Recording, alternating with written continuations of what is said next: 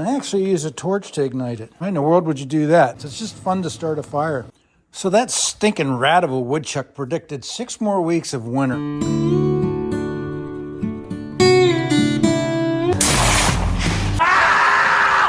So most of you probably have heard of Punxsutawney Phil and their ritual that they have. But either way, Groundhog Day, I guess, is just like any other. Got to go out here and start the pellet stove again for the maybe 60th time this winter. And why a pellet stove, you might ask, if you do wood and split and cut and do all that stuff?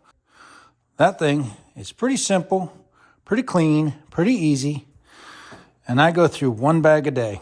Yeah, I have to pay for those bags, but let's just explain it, weigh out the good, the bad, and why I prefer doing this rather than firewood. I'm going to take a spin off on Outdoors with the Morgans, Mike Morgan's video he did a couple days back there about his wood-burning fireplace. And I've had this for a year now, and why I like it and how I use it out here. So I already cleaned it out yesterday prior to this video. Yesterday I got up to almost 50 degrees, and what you see right now is just after I've cleaned it out.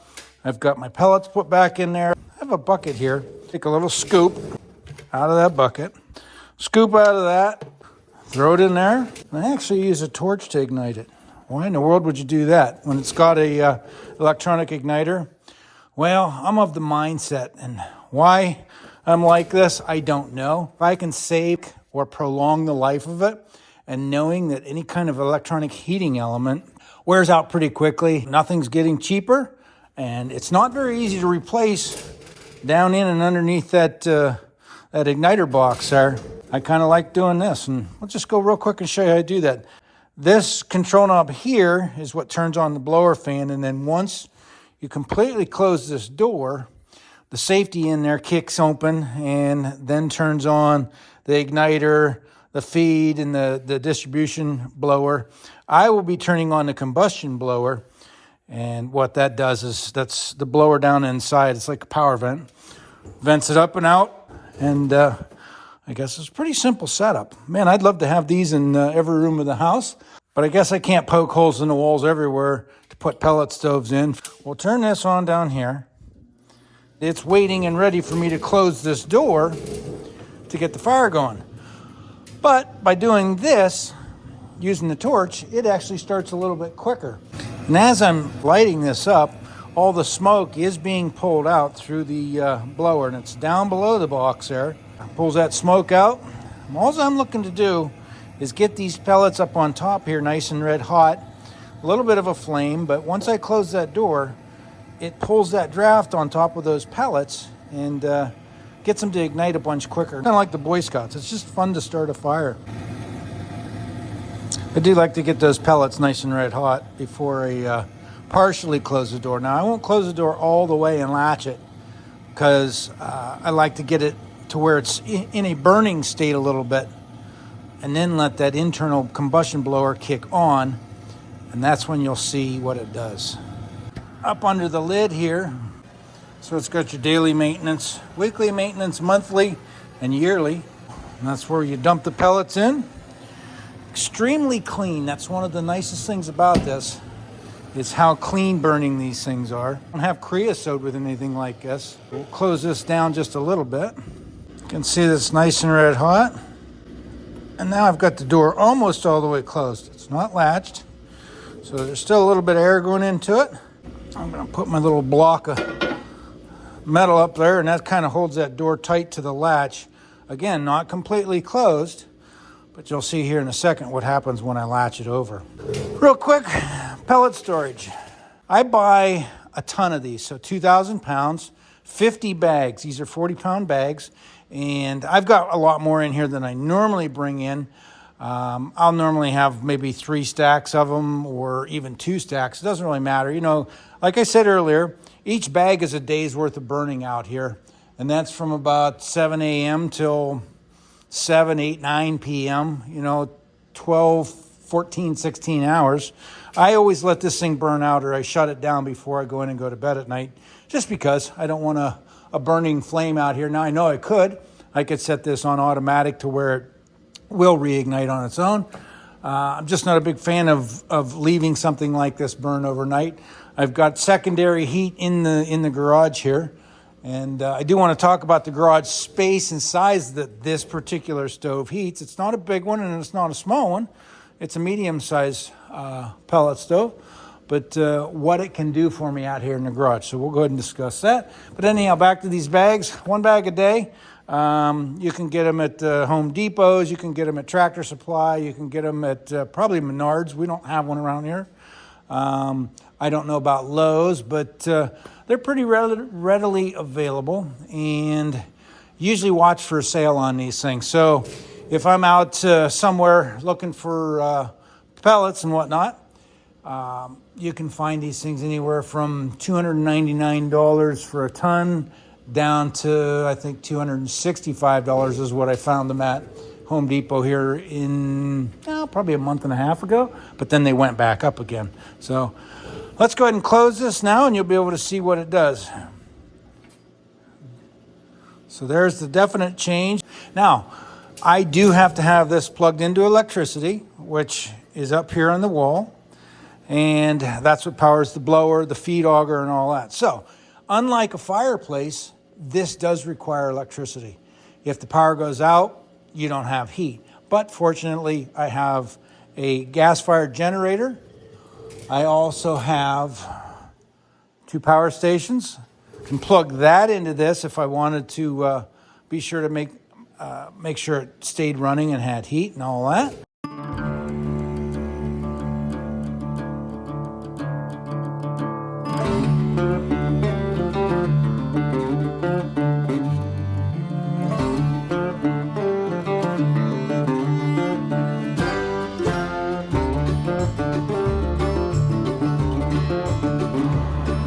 All right, it's up and running. The blower fan is kicked on, and there's another blower. There's holes all the way across there, and it blows heat out in the front of this thing, all the way out into the room out here. It's not extremely hot on top up here. I mean, I can touch it right now. By the end of the day, that'll be roaring hot. Can't touch that. But down on the controls here.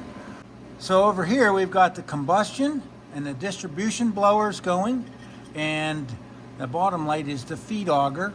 Up here is the power, and then the status. If that's blinking, that means there's an error, a code, or something like that. But again, I hand light this every day with that torch, just to save on that electronic igniter.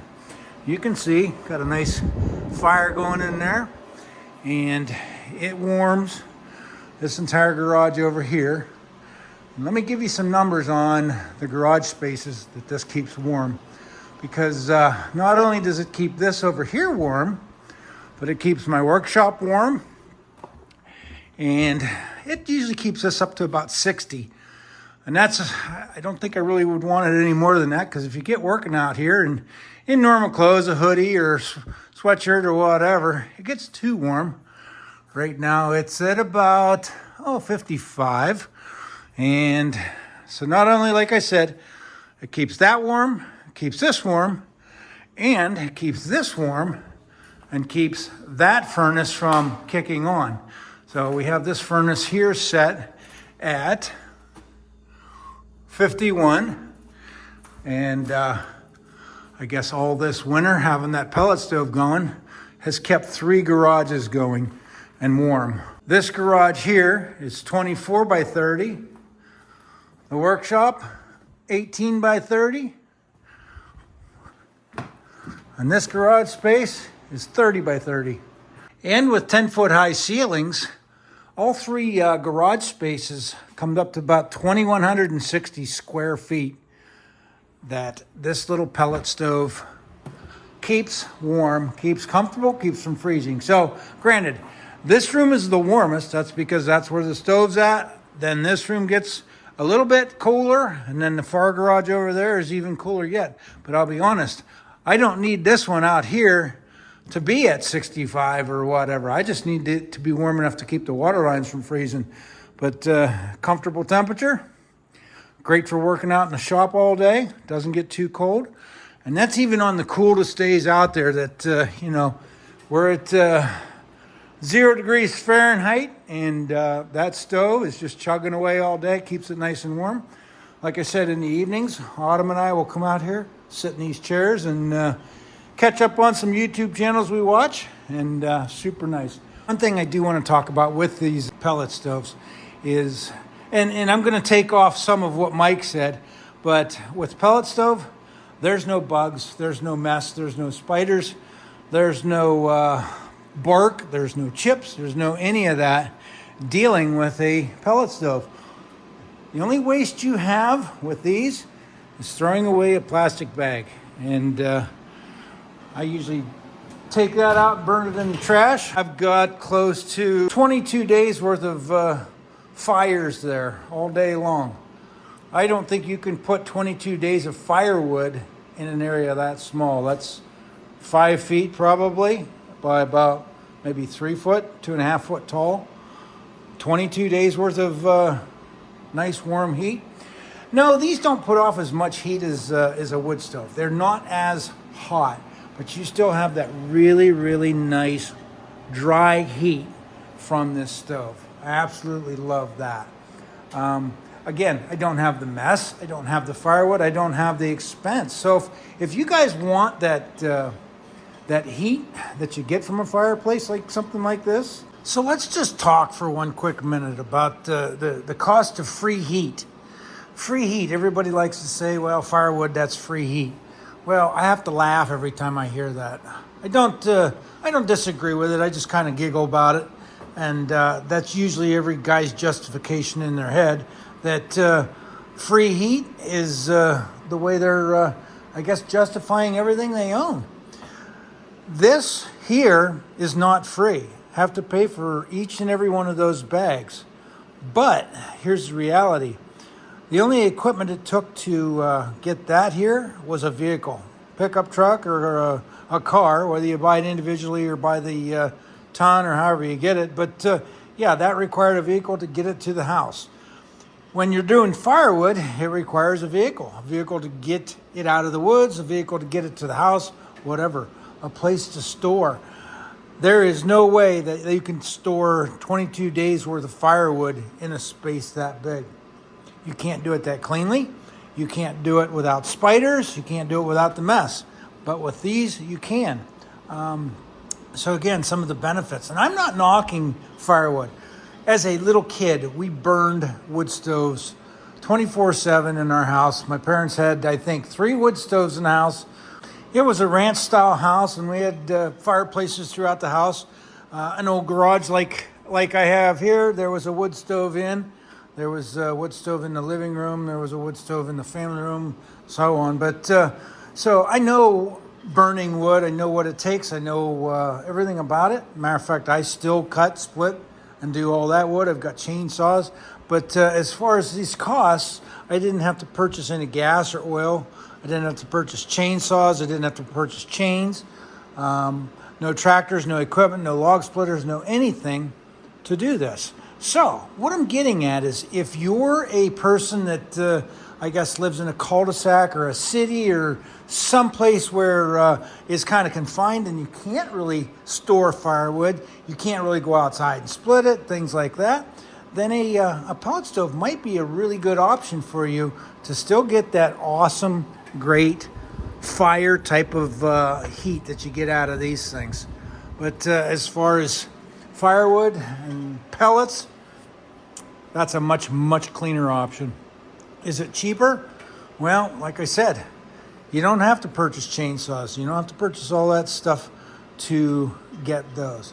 But I get it. The independence of being able to cut and split your own firewood, throwing it in a wood stove or a boiler, heating your house, there is a gratification about being able to provide free heat. And again, free is just in the eyes of the beholder or a justification to yourself. If you don't have the space to store stacks and stacks and stacks of rows of firewood, then maybe pellets are for you. If you don't have the desire to deal with spiders and the mess and everything else, the other thing, the ash and all that goes along with a regular fireplace, chimney fires, creosote, buildup, things like that you have to deal with, pellet stove might be for you. But however you look at it, it's your choice. You can decide, you can pick, and you can choose what form of heat you provide for your house, how you keep warm. You can use pellet stove, you can use a wood-fired fireplace, you can use a outdoor wood boiler, you can use forced air, natural gas, propane, oil heat, whatever you want. The name of the game is trying to keep warm during cold winters, and that's what we're doing here out in the garage. I enjoy working out in the garage, so I like to keep it at least above freezing, so that's why I've got a heater. That's why I chose a pellet stove. I absolutely love that warm heat that it gives off of, very much so like a wood-burning fireplace, but I didn't want that mess. I wanted to keep what you see here simple and easy and not have the big mess, even though outside I split, I cut, I do all that stuff. I enjoy fireplaces outside, campfires, things like that, but inside, I don't want that mess in the house. Well, I'm back out here the next morning, and I figured if I talked about it in the first part of the video, I better at least show it to you so you guys get an understanding. So this burnt all day yesterday, and that ash there is what I'm talking about that gets cleaned out. But I'm also going to clean out the bottom tray just to show you real quick. And when you buy these, this particular stove comes with a clean out tool. Pretty simple. Let me show you. Scoop the ash out over that. Drops right down into the box that's below there. So we'll get that all cleaned out. And then I just kind of scrape the sides down a little bit.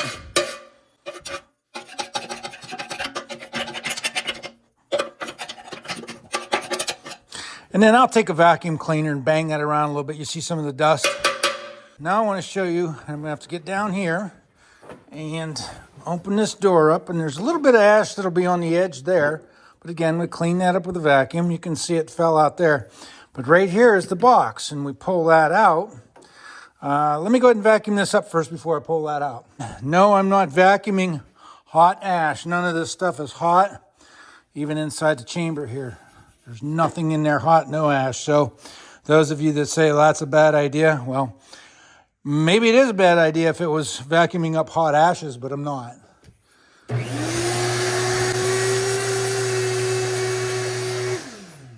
Keep in mind that this is something that I only do once a week or maybe even once every 2 weeks. It just depends on how often I burn this. And I've been burning this every day. So that's about 7 days worth. We'll pull this ash pan out. And that pan is about half full. It's about up to here. So that's a week's worth of ash out of this stove. No shovel needed, nothing like that. I don't have to, like in a wood stove, I don't have to shovel out the ashes, and I don't have to worry about hot coals or anything like that. Everything in this bottom tray is cool. It's what falls down through there as it's burning, and it sits in there and cools. And we also talked about the blower in here. Let's see if I can get down, and right back in there is the blower, power vent, if you will. And you can vacuum all that out if you want, but just take this. It's going to make a little bit of dust here. I normally do this outside, so I don't have the dust blowing around, but just to show you, we'll dump it into a 5-gallon bucket here.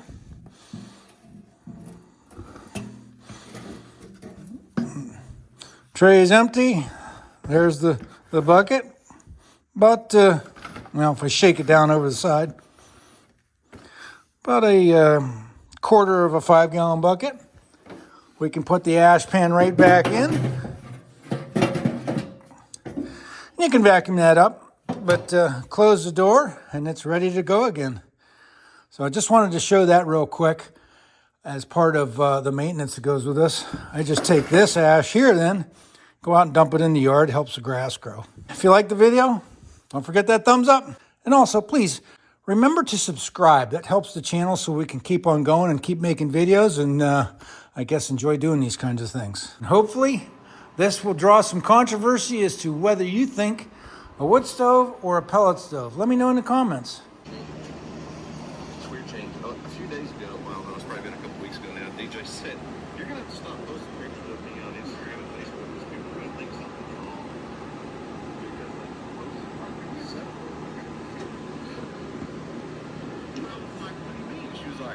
No, but you posted like 3 or 4 times about me on your story, and then I was like,